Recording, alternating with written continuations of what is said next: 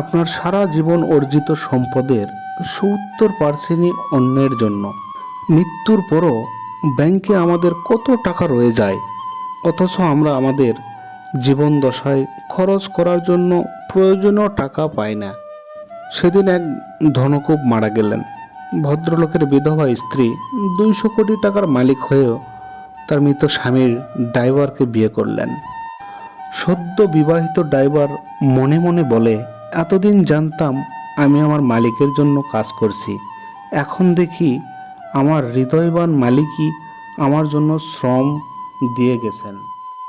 নিরেট সত্যটি হচ্ছে, অধিক ধনবান হওয়ার চেয়ে সুস্থ শরীর এবং দীর্ঘ জীবন লাভ করা অনেক বেশি জরুরি।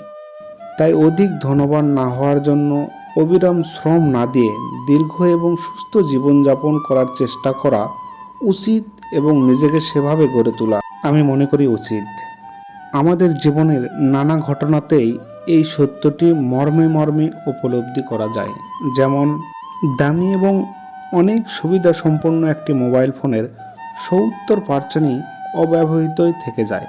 একটি মূল্যবান এবং দ্রুতগতি গাড়ির ৭০% গতি কোনো দরকার হয় না। কারো কারো এক আলমারি কাপড় চোপড়ের বেশিরভাগই কোনোদিন পরা হয়ে ওঠে না। আপনার সারা জীবনের পরিশ্রমলব্ধ অর্থের ৭০%ই আসলেই অপরের জন্য। আপনার জমানো অর্থ তাদের জন্য রেখে যাবেন। বছরে একবারও আপনার জন্য প্রার্থনা করার সময় তাদের হবে না। তাহলে করণীয় কি?